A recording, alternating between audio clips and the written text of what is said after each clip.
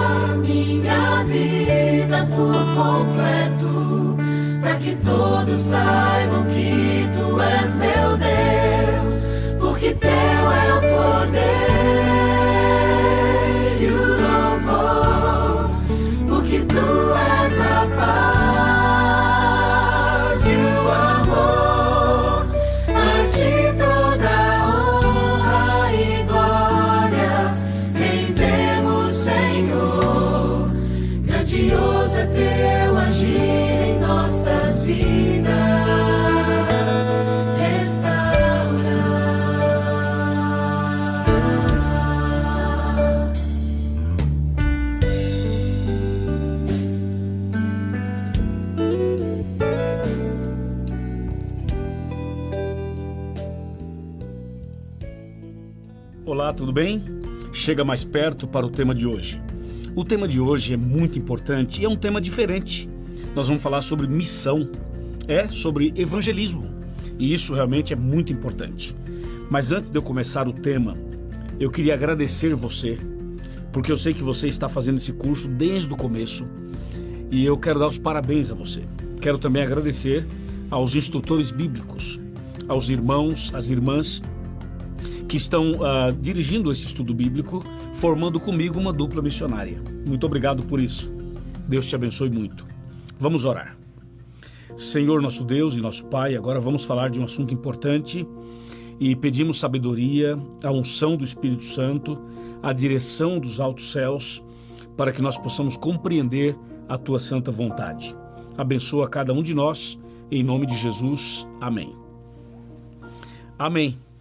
Bom, hoje eu quero chamar a sua atenção para uma história importante. Eu quero que você entenda um pouco sobre missão.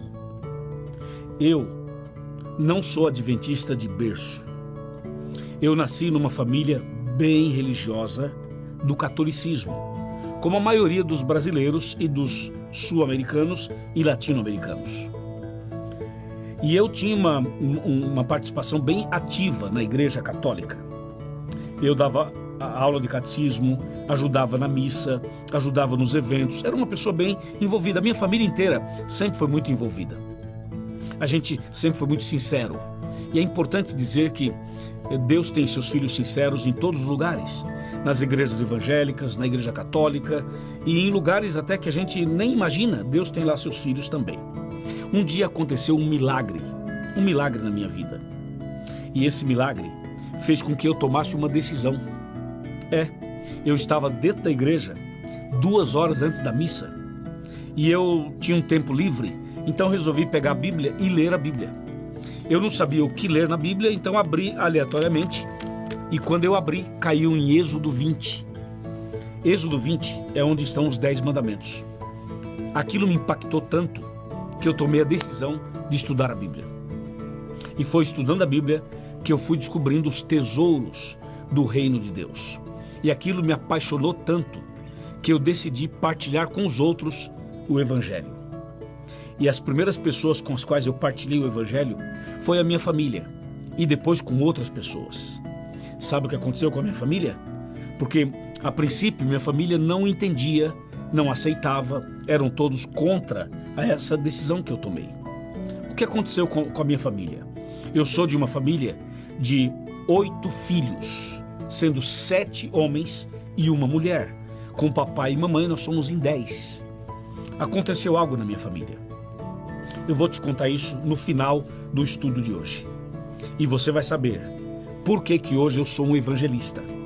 Por que que hoje eu decidi ser um missionário, um pregador do Evangelho.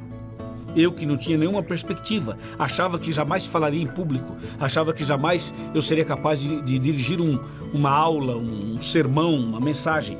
Hoje eu sou um pregador do Evangelho. Como isso aconteceu? Eu vou te contar ainda no estudo de hoje. Fique ligado. Faça o estudo aí com o seu professor, com a sua professora e já já eu volto com você. Olá, mais uma vez, todos sejam muito bem-vindos a esse estudo. Bom, eu não sei vocês, mas eu fiquei curioso para saber da família do pastor Luiz, né? O que será que aconteceu? Fique conosco que no final você ficará sabendo, assim como eu, né? E nesse momento eu convido o pastor Nilson para poder dar início ao nosso estudo. Pastor Nilson, seja muito bem-vindo, que Deus te abençoe nesse momento, Deus te use. É consigo a palavra, pastor. Valeu, Ricardo, muito obrigado aí, um abraço especial.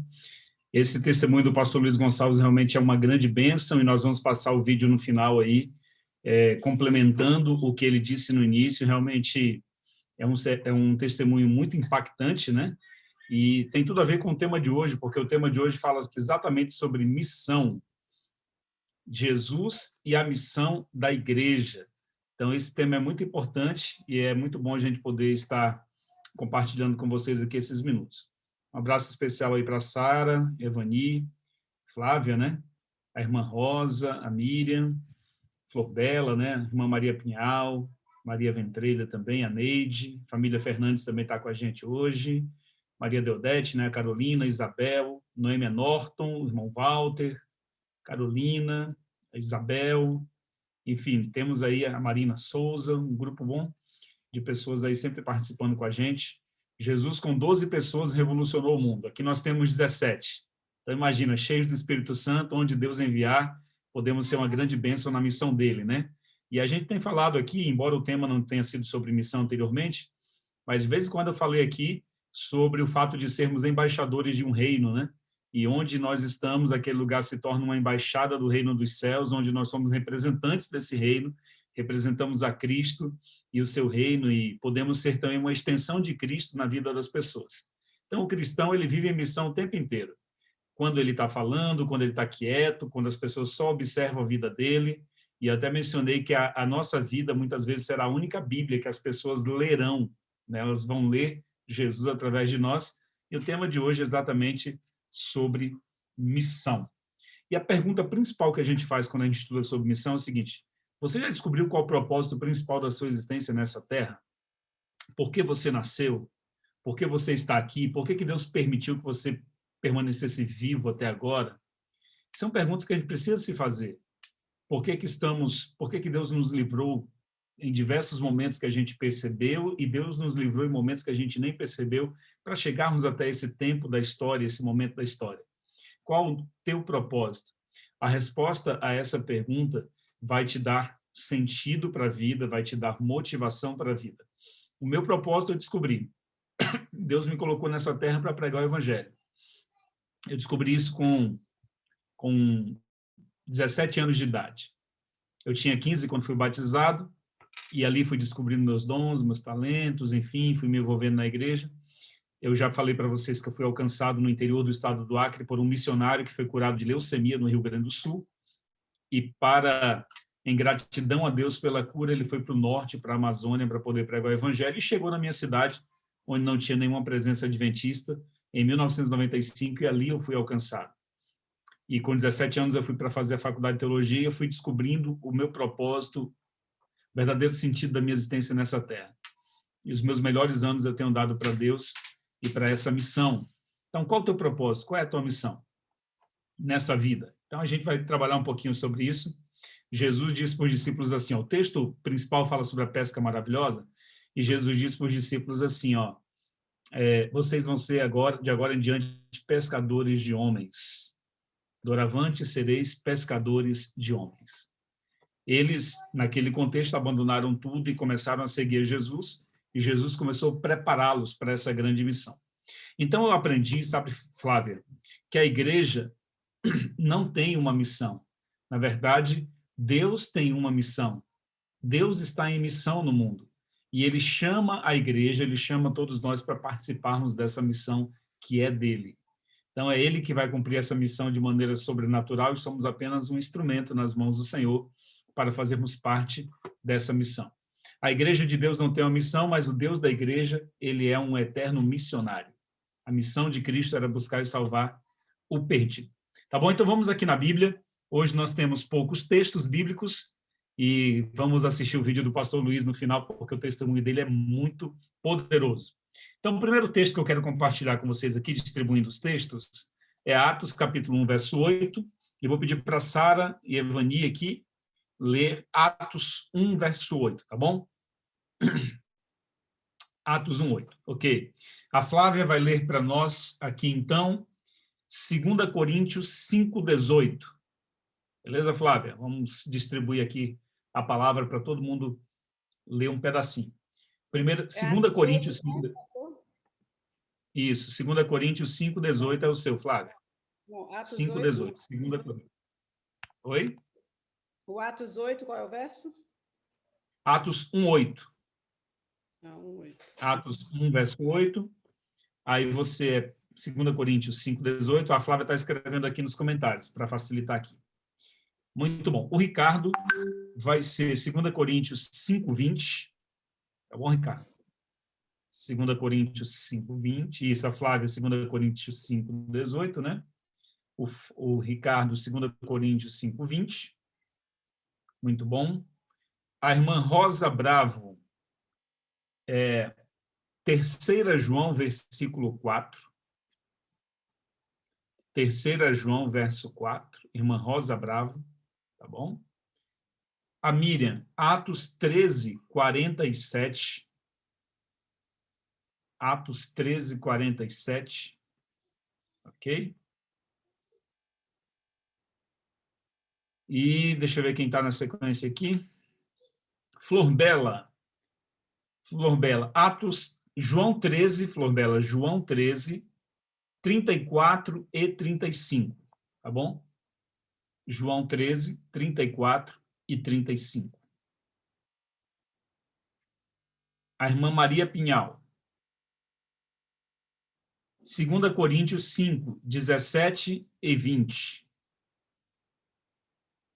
2 Coríntios 5, 17 e o verso 20. Irmã Maria Pinhal, tá bom? E aqui agora a irmã Neide, não sei se a Neide pode ler para a gente, mas vou passar aqui o verso, irmã Neide, é Efésios 4, 8 e 11. Efésios 4, 8 e 11, a irmã Neide Canhete. Efésios 4, 8 e 11. Ok? E o último verso aqui, Colossenses 4, aliás, o último verso é para Sara, tá bom? Sara e Evani. Colossenses 4, verso 2, verso 5 e verso 6. Colossenses 4, verso 2, verso 5 e verso 6, tá bom? Pastor, desculpa. Oi. A irmã Sara vai ler 2 vezes, então, né? Que ela começa Atos 1, 8 e o último, Colossenses 4, 5. Ah, não, então é porque o... Então, Sara, é porque Mas a Evani está com ela, então uma pode ler um e a outra lê o outro. Yes, it's fine. Ah, ótimo, exato. Elas estão juntas, então facilita aí. Uma lê um e outra lê outro. Ok? Então fechou aí. Pode repetir o meu? Sim, Colossenses 4. Não, Colossenses... o meu acho que é Efésios, que eu não lembro o restante, eu ainda não tinha... Efésios 4. 8 e 11. 8 e 11. Ok, obrigada. 11, ok? Obrigada. Muito bom. Então, pessoal, vamos fazer uma oração para a gente poder agora ler a palavra de Deus, tá bom? Pai bondoso, muito obrigado, Senhor, pelo privilégio que nós temos de nos reunirmos semanalmente aqui nessa classe, no caso dos nossos irmãos de Londres, assim, momentos antes de poderem dormir, descansar, eles têm esse encontro com a Tua palavra. E nós te agradecemos por podermos fazer parte do Teu reino, porque o Senhor nos chamou para participarmos dessa missão também. Toma-nos em Tuas mãos e que o Teu Espírito, de maneira muito simples, porém muito clara, fale ao nosso coração, em nome do Senhor Jesus. Amém. Pessoal, a palavra de Deus ela é muito simples e ela foi escrita numa linguagem que é uma linguagem que é para ser simples e que é para todas as pessoas entenderem. Então, eu tenho procurado aqui nas nossas classes não complicar. Eu acho que o papel do pregador ou do professor de Bíblia é facilitar o máximo possível para que a gente possa entender a palavra de Deus na sua essência e em sua simplicidade. Então, vocês estão observando que eu procuro fazer exatamente isso, não usar termos difíceis, nem termos teológicos complexos, porque a ideia é entender a essência da palavra de Deus de maneira que você também possa explicá-la para outras pessoas de maneira simples, tá bom? Então, vamos aqui, ó. Qual foi a missão que Jesus confiou a cada um de nós? Atos 1, verso 8. Mas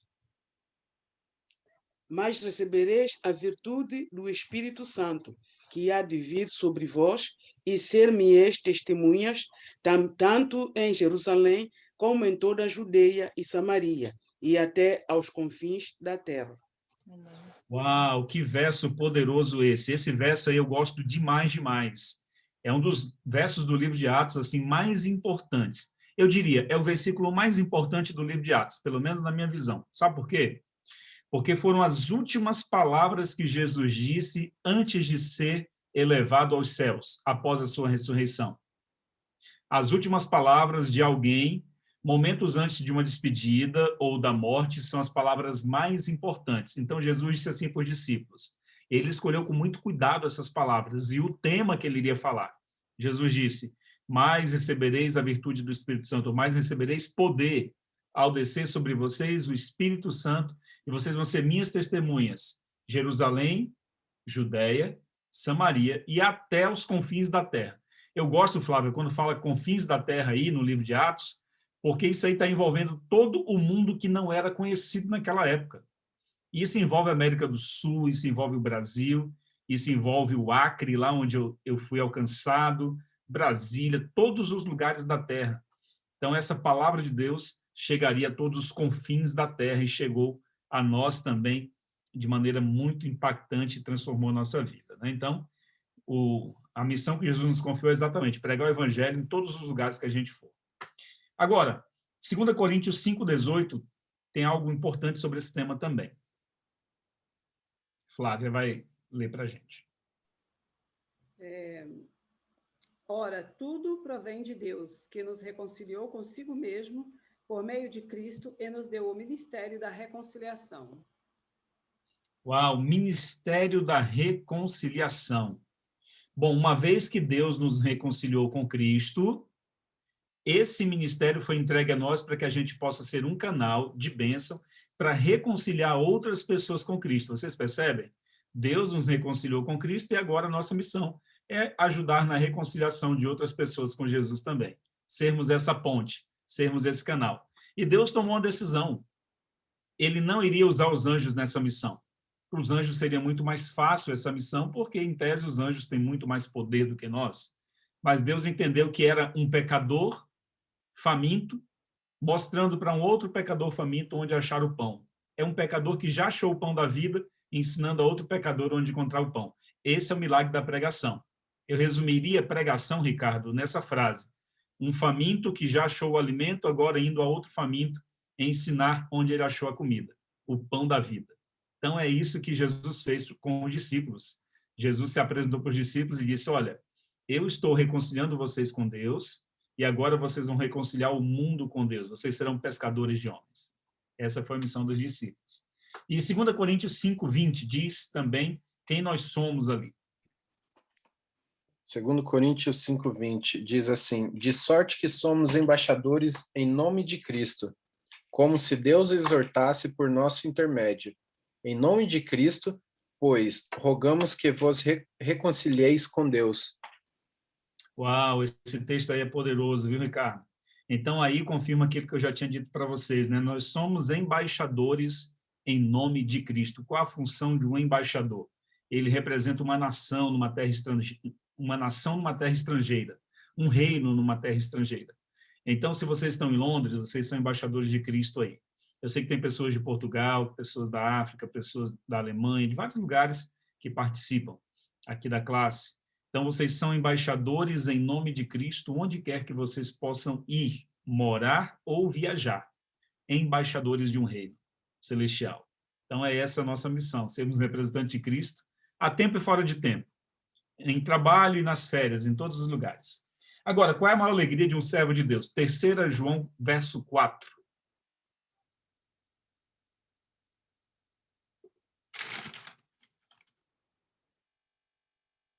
Desculpa.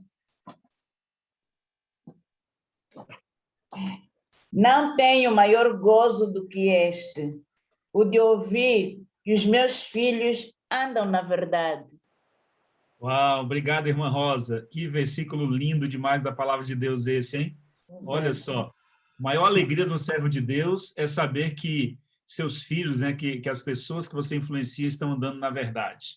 Então, é muito bom. Eu fico muito feliz de saber que vocês estão aí, onde vocês estão, espalhados em alguns lugares do mundo, só que estão andando na verdade da palavra de Deus. E a verdade liberta, nos liberta de tudo, né? Então, maravilha. A alegria do servo de Deus é andar na verdade. Na verdade, em Jesus, que Jesus é a verdade, né? Agora, qual é o chamado de todo filho de Deus? Atos 13:47 fala qual é o chamado meu e o seu. Pois assim o Senhor nos ordenou: eu fiz de você luz para os gentios, para que você leve a salvação até os confins da terra. Uau, então tá aí o chamado, né? Simples, né? A palavra de Deus muito clara. Você vai ser luz para os gentios. O que significa isso? Que naquela época os gentios eram os povos que não eram alcançados ainda pelo evangelho. Eles não faziam parte da nação de Israel. Então, Jesus chamou aqueles discípulos, em especial ali o apóstolo Paulo, para ser luz para os gentios, levar a luz. E no nosso caso, onde formos, nós levarmos a luz de Cristo. Por isso que ele disse: vós sois a luz do mundo, vós sois o sal da terra. Então, somos luzes para iluminar a vida das pessoas. Mas para ser luz, um segredo básico, fundamental: estar conectado na fonte de energia. Se você não está conectado na fonte, não tem como ser luz. E qual é a fonte de energia de todas as estrelas do universo? É Jesus Cristo. Jesus é a fonte de energia de todas as estrelas do universo. Estou com a luz aqui, ó. Vocês estão vendo?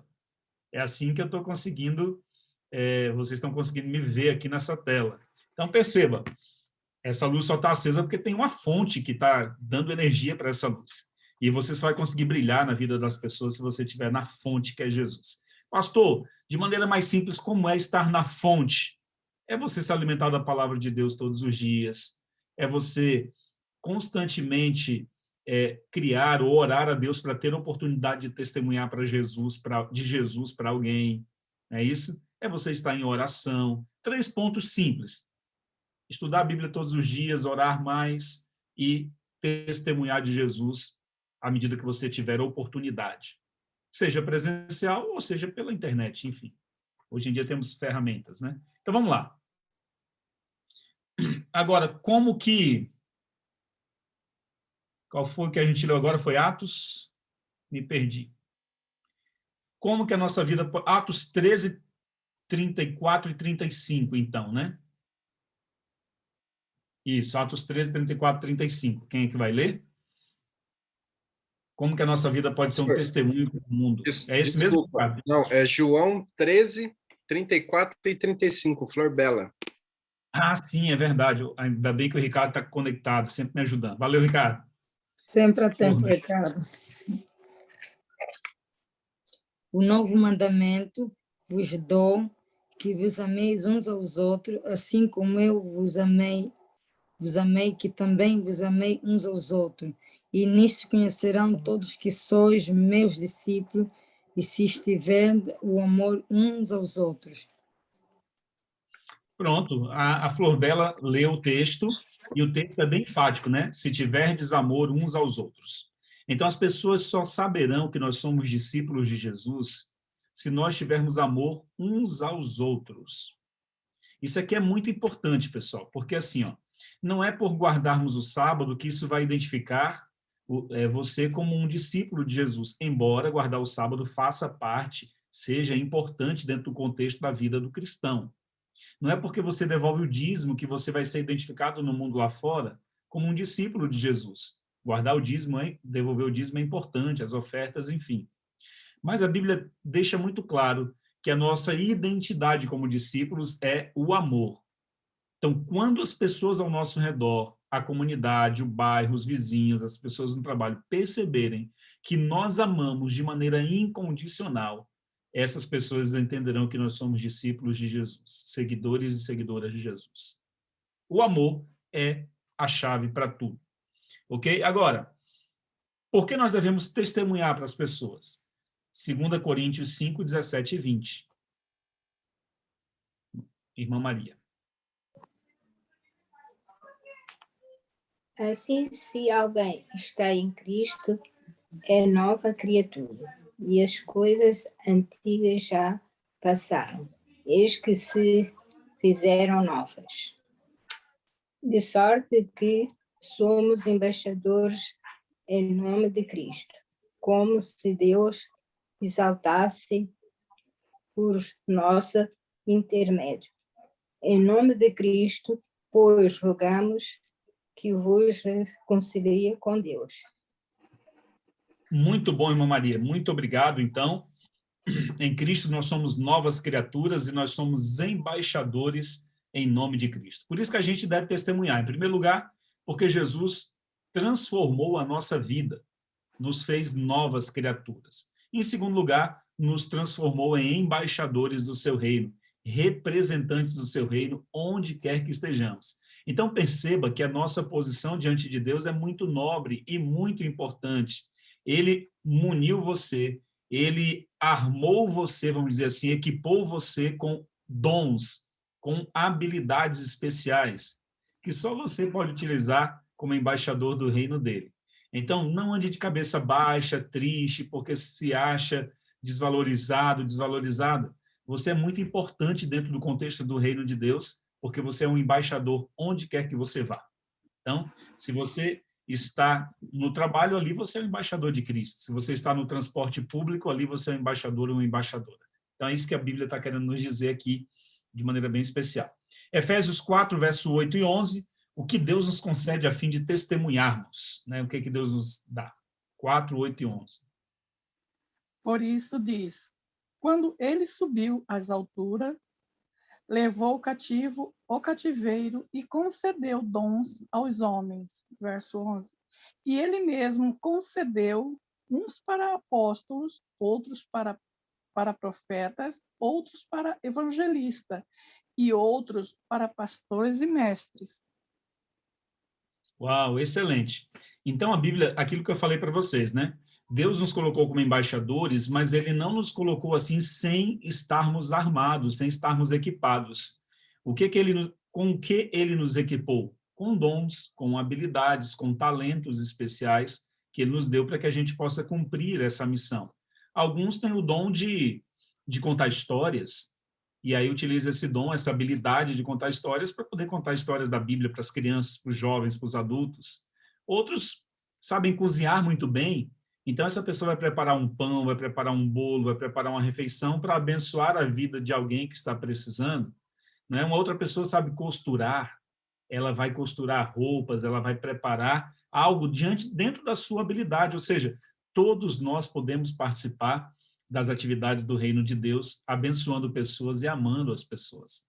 Então, uns são evangelistas, outros são mestres, outros têm a habilidade de administrar as coisas de Deus, outros têm a capacidade de organizar uma missão Caleb dessa online, como algumas pessoas aqui fazem parte da organização. Veja, nós já estamos no tema, no 17º tema aqui, e tudo está ocorrendo bem, tudo sendo bem organizadinho, tudo funcionando. Então, esse é um dom da organização que Deus deu para a Miriam e para as pessoas que estão à frente aqui, o Ricardo, enfim, a equipe que está à frente desse projeto, né? A Flávia, enfim.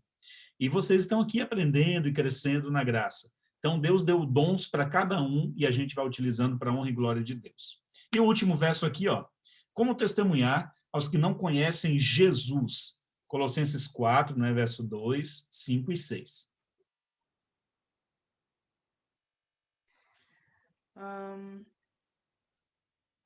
Perseverai em oração, velando nela com ação de graças.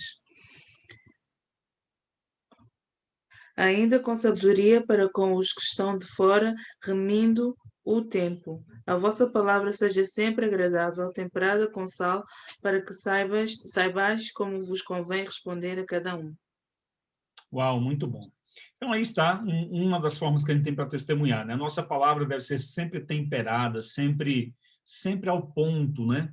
Usar sabedoria de Deus, sermos usados com sabedoria, sermos sábios, e a nossa palavra ser sempre temperada. Isso significa que nós devemos tratar as pessoas como Jesus tratava as pessoas. Tem até um livro muito importante, muito bom, da Casa Pregadora Brasileira, chamado Como Jesus Tratava as Pessoas. Esse livro é fantástico. É um livro antigo, nem sei se eles produzem mais. Mas ali ensina como que Jesus tratava o pobre, como que Jesus tratou a viúva, como que Jesus tratou o publicano, como que Jesus tratou a mulher pecadora. E muito interessante, cada capítulo do livro, como Jesus tratava as pessoas. Tem outro livro que também se transformou num filme, diz assim, Em Seu Lugar, o que faria Jesus? Esse filme é fantástico, viu? Em Seu Lugar, o que faria Jesus? Vale muito a pena você assistir esse filme aí. Também é um livro. Em Meu Lugar, o que faria Jesus, se eu não me engano. Em Meu Lugar, o que faria Jesus. E esse filme é interessante porque ele apresenta um desafio para as pessoas daquela cidade. Sempre antes de tomar uma decisão, pensar, em meu lugar, o que faria Jesus? E se você pensar assim, quando for tratar as pessoas, como que Jesus trataria essas pessoas quando elas chegam na igreja? Como que Jesus tratava as pessoas que estão nas ruas? Como que Jesus tratava o arrogante e orgulhoso?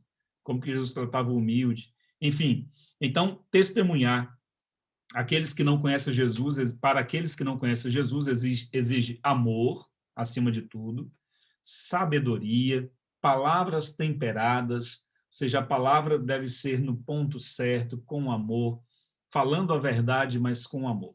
Jesus, quando falava a verdade para as pessoas, às vezes era duro, essa verdade era pesada, era dura, Jesus falava com amor, e diz Ellen White no livro Desejar Todas as Nações, que às vezes ele falava até com lágrimas, mas ele falava a verdade. Ele não falava num tom de acusação, como os fariseus daquela época. Então, é assim que a gente pode testemunhar de Jesus com as pessoas, para as pessoas, né? Com equilíbrio e com motivação, tá bom? Nós vamos assistir agora a finalização aqui com o testemunho do pastor Luiz Gonçalves. É um testemunho poderoso do que Deus fez na vida dele, e agora Deus, primeiro, reconciliou o pastor Luiz com Deus, reconciliou a família dele, e agora Deus está usando o pastor Luiz Gonçalves para reconciliar milhares de pessoas ao redor do mundo com Deus também. Então, é assim que Deus faz, e foi isso que a gente aprendeu, e vamos ver na prática agora que o Ricardo vai colocar para a gente esse testemunho.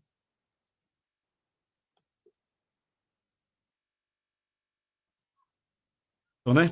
É maravilhoso estudar sobre missão que restaura o missionário e que restaura a pessoa a quem você evangeliza. Você tem uma causa a qual você se identifica? Você tem uma bandeira para defender? Já participou de algum movimento, de alguma passeata, de algum evento público? Já foi missionário? Já foi fazer missão em algum lugar do Brasil, ou fora do Brasil, ou na África? Gostaria de ir? O que você sente quando falamos em missão? Quando falamos em evangelismo? O que passa no seu coração? Deixa eu te mostrar uma coisa importante aqui na palavra de Deus. Eu tenho um texto que inclusive está no nosso estudo aqui, e eu queria ler para você, que é Efésios 4, verso 8. Olha só que texto importantíssimo. Ele vai já nos ajudar a entender as coisas. Efésios 4:8 fala assim: por isso diz, quando ele subiu às alturas, levou cativo o cativeiro e concedeu dons aos homens. Você viu? Então esse texto está falando que Jesus deu dons aos homens. E nós temos dons. Um tem dom de pregar, outro tem o dom de cantar, o outro tem o dom de fazer uma visita, o outro tem o dom de recepção, o outro é hospitaleiro. Cada um tem um dom. E se cada um de nós usar o dom que Deus deu para evangelizar na missão, nós vamos abençoar muitas outras pessoas. Quer ver um outro texto que para mim é importantíssimo, é fundamental? É esse texto aqui de Josué 3, verso 5.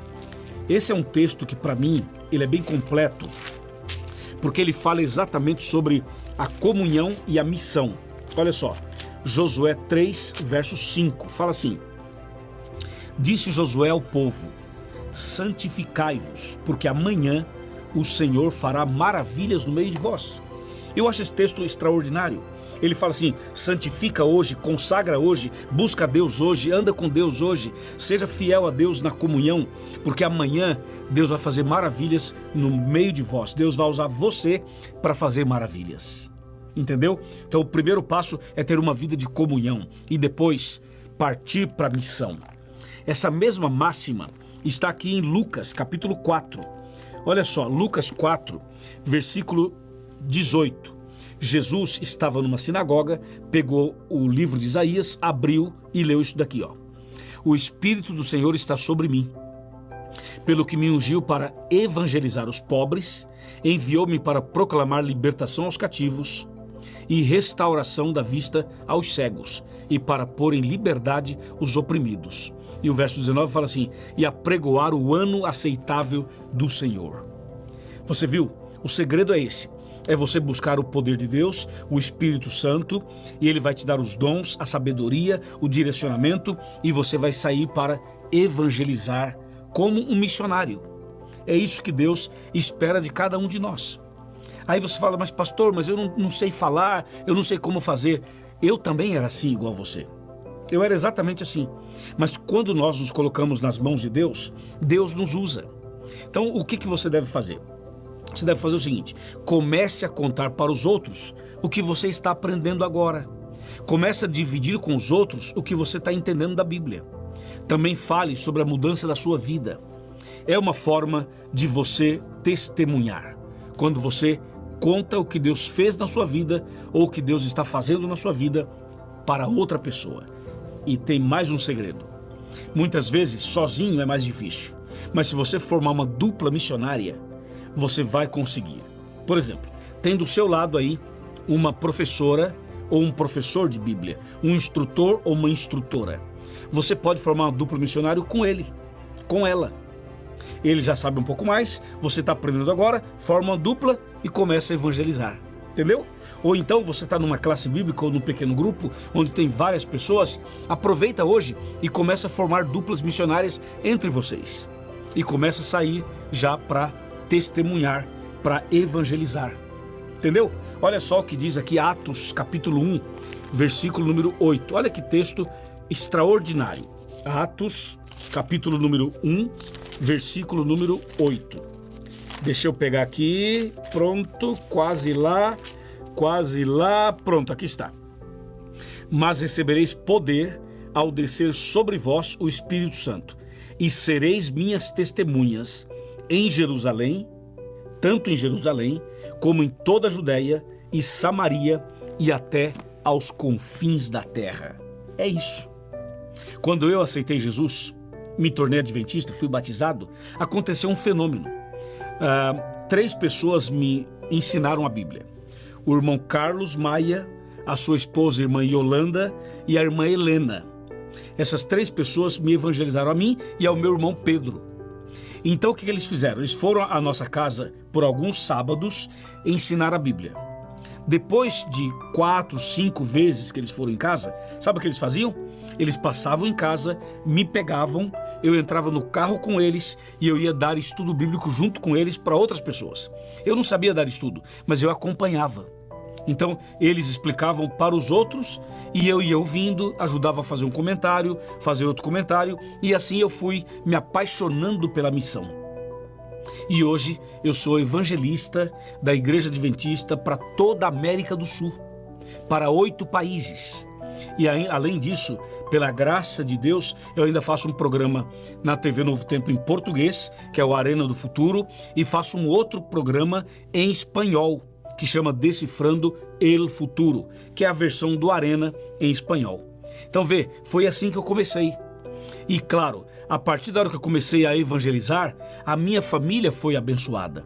Hoje, na minha casa, dos 7 irmãos homens que eu tenho, 6 se converteram.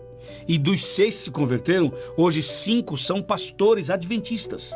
Tem o pastor Raimundo, que trabalha no estado de São Paulo, como evangelista do estado de São Paulo. Temos o pastor Cirilo, que cuida de um distrito na zona sul de São Paulo.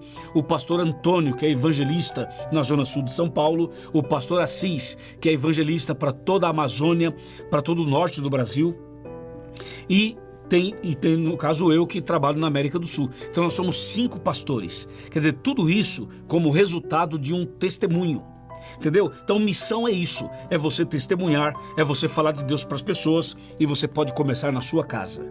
E a melhor maneira de você evangelizar a sua família é pelo seu testemunho, sem falar muito, mas deixar que a sua vida fale para eles. Entendeu? E para os de fora, você pode contar para eles as coisas que você está aprendendo nesse curso bíblico. Com certeza vai ser uma grande bênção. Amém? Está disposto a fazer isso? Gostaria de ser um missionário, uma missionária, um evangelista, uma evangelista? Gostaria de ser um instrumento nas mãos de Deus para levar esperança para os outros? Sim ou não?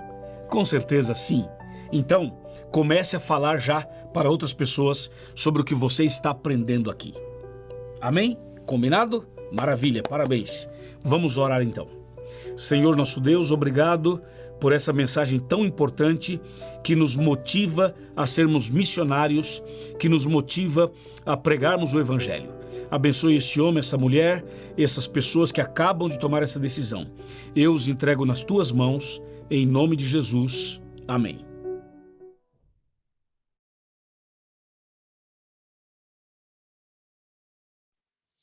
Amém. Louvado seja Deus aí pelo testemunho, né, do pastor Luiz Gonçalves. Que bênção.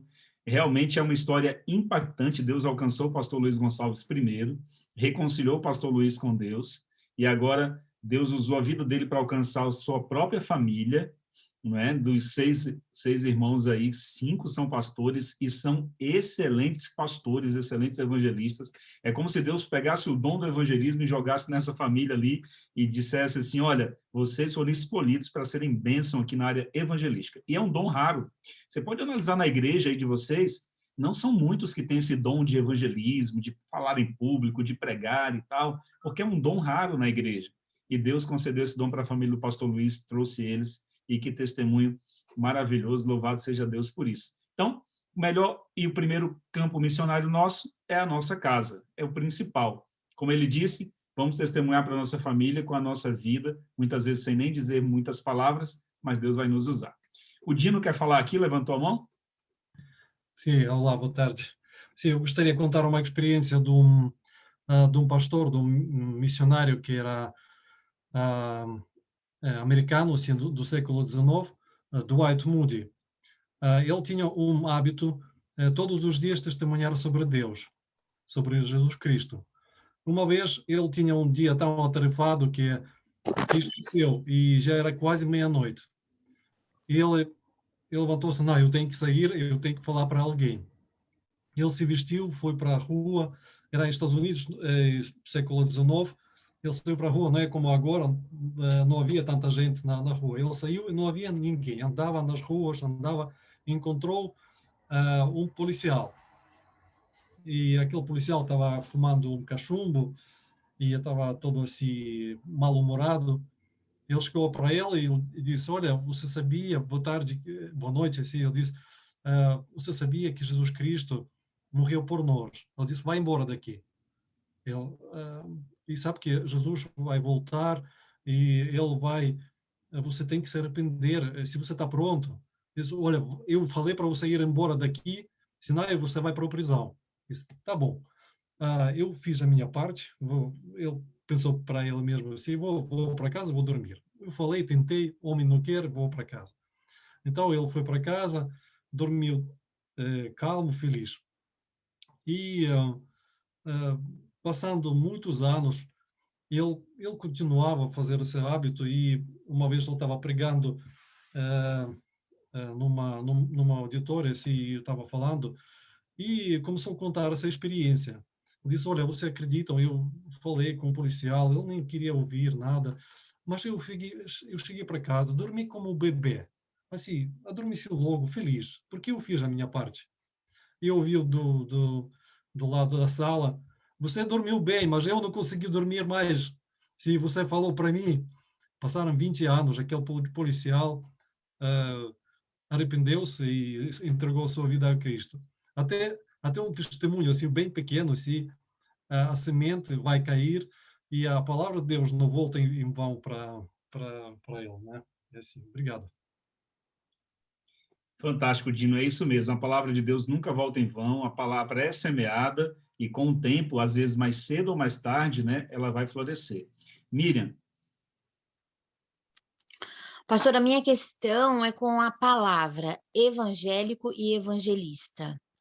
Eu e Ricardo, a gente tem discutido bastante, embora eu não tenha pego a semana de quinta-feira, mas assim, eu queria ter esse entendimento, porque algumas pessoas são evangélicos e outras não, e nesse contexto evangelista, é a questão de pregar, eu queria que o pastor falasse um pouquinho a respeito.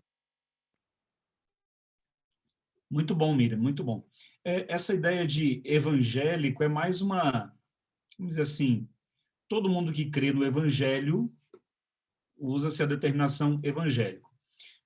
Somos evangélicos porque a gente crê no evangelho de Cristo, né? Então, nesse sentido, todos os cristãos. Agora, evangelista,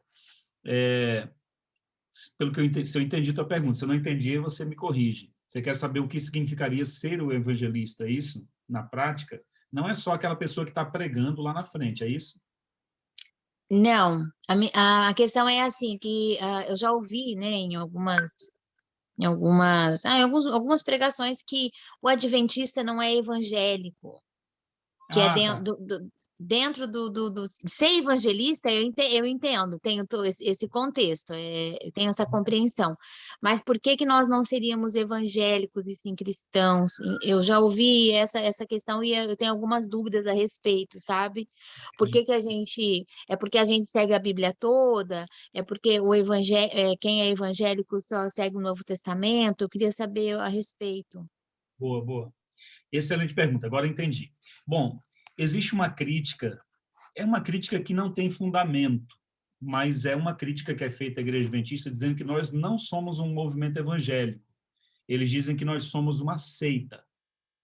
Por que nós somos uma seita? Em especial, o argumento que os evangélicos usam para dizer que nós somos seitas é o fato de nós acreditarmos na doutrina do santuário.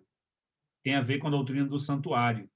Em especial, aquela interpretação do dia do juízo, a mensagem do juízo ali do santuário, que fala dos dois bodes, o bode para o Senhor e o bode para Azazel. Vocês lembram que a gente estudou sobre isso? Que uma vez ao ano acontecia o ritual do santuário, o dia do juízo para Israel, onde o sumo sacerdote fazia todo o ritual de purificação do santuário e tal, e eram escolhidos 2 bodes perfeitos, e eram lançados sortes sobre esses animais, e ao bode que foi escolhido para ser o bode para o Senhor, esse animal, o sangue dele era derramado e era feito um sacrifício ali e uma expiação, né? Uma cerimônia de perdão por toda a nação de Israel. E ao bode que foi escolhido para Azazel, que era um símbolo de Satanás, sobre esse bode era confessado os pecados da nação inteira e esse bode era solto no deserto. E morria lá pelo deserto vagueando. Esse bode simboliza Satanás no contexto do juízo final, quando ele vai ficar aqui no milênio, preso nessa terra apenas, aliás, no milênio não, em especial quando Satanás for pagar pelos seus crimes, né, pelos seus pecados, que ele vai queimar muito mais do que qualquer outro ser. Então, essa interpretação de que Satanás lá no ritual do santuário, o bode Azazel leva os pecados da nação para o deserto, eles pegam esse ponto e dizem o seguinte: os adventistas acreditam que Satanás é um co-redentor, porque Satanás leva os pecados da nação de Israel. A compreensão adventista diz que Satanás, o bode Azazel, leva os pecados do povo também. Só que eles esquecem de um detalhe fundamental. Esquecem não, é de propósito, exatamente para tentar nos enquadrar como uma seita. Eles esquecem ou omitem um detalhe importante dentro da nossa pregação, que é, a Bíblia diz assim: sem derramamento de sangue não há remissão de pecados.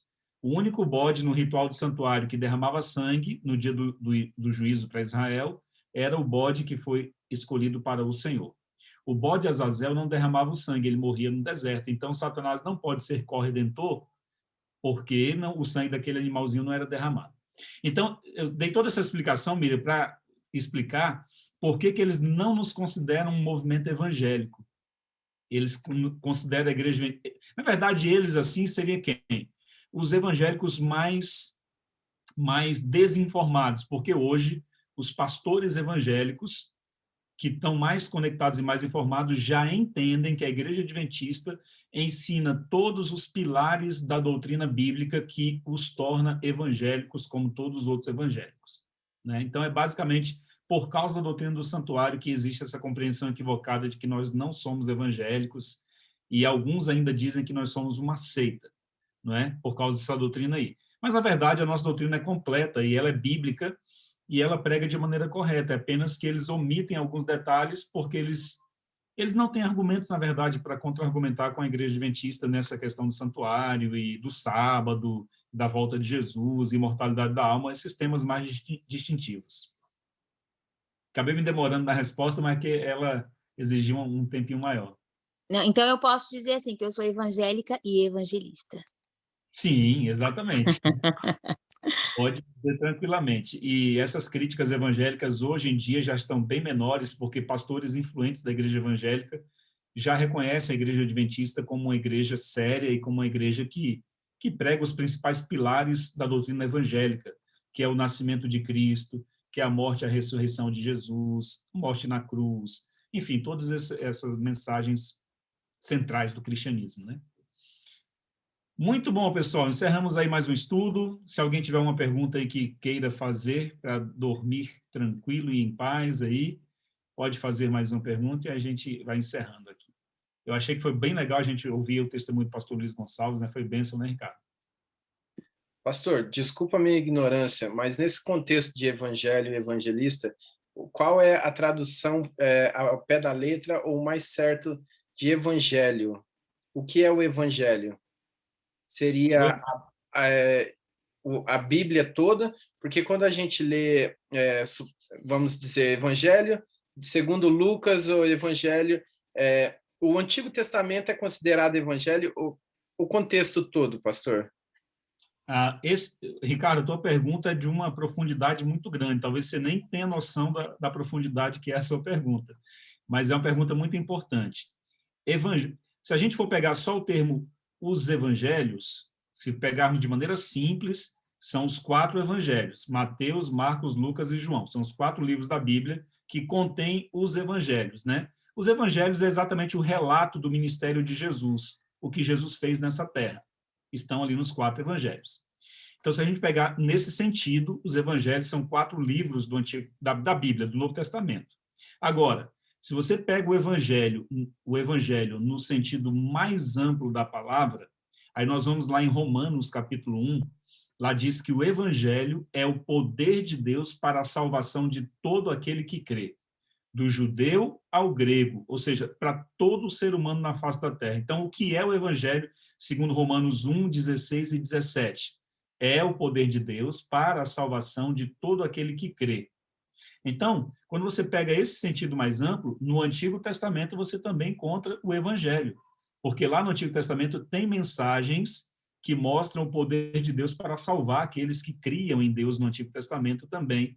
Então, onde tiver uma mensagem de boas novas, Evangelho é boas notícias, né, sobre a salvação. E onde tiver uma mensagem de boas novas, e no Antigo Testamento também tinha. Ou seja, o Evangelho de Cristo, ele está em toda a Bíblia. de Gênesis a Apocalipse, porque ali tem boas notícias para a salvação do ser humano.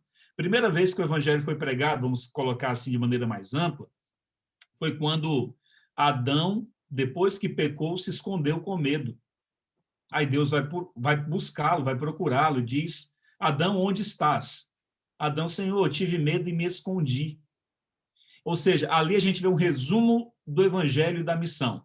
É Deus buscando o pecador, e o pecador se escondendo de Deus. É Deus sempre buscando o pecador, e o pecador tentando se esquivar e se esconder. Então, ali em Gênesis, a gente já vê a essência do evangelho, que é Deus buscando salvar aquele que se havia perdido. Mas, em termos literais, evangelho são 4 livros da Bíblia. Em termos gerais, evangelho é toda boa notícia sobre a salvação, seja no Antigo, seja no Novo Testamento. Beleza, Ricardo? A tua pergunta faz a gente ter que viajar pela Bíblia toda, mas é muito importante aí, foi muito especial. Pessoal, é isso aí, chegamos aí no final aí do nosso tema. Vamos fazer uma oração, então, encerrando aqui esse estudo, e quinta-feira estamos de volta aí no mesmo horário, tá bom? Oremos. Pai eterno, nosso Deus, obrigado porque um dia o Evangelho nos alcançou. As boas novas da salvação chegaram ao nosso coração. O Senhor usou diversos meios para isso. Para alguns, o Senhor usou um livro, para outros, o Senhor usou uma mensagem, uma pregação, um amigo, um parente, enfim. Obrigado porque, de alguma forma, o Senhor nos alcançou e aqui nós estamos. Uma vez que o Senhor nos reconciliou com Deus, ajuda-nos para sermos instrumentos teus, para reconciliarmos outras pessoas com Deus. Essa é a nossa oração hoje, em nome do Senhor Jesus. Amém. Pessoal, Deus abençoe vocês, que vocês sejam instrumentos de reconciliação do mundo com Deus, tá bom? Ótima semana aí para vocês. Pastor Nilson, muito obrigado. Obrigado mais uma vez por ter nos ajudado a entender um pouco mais sobre a palavra de Deus. Peço que Deus continue te abençoando e nos trazendo cada vez mais entendimento da palavra dele. Muito obrigado. Deus abençoe e tenha uma ótima tarde. Amém. Deus abençoe a todos vocês aí. Tchau, tchau.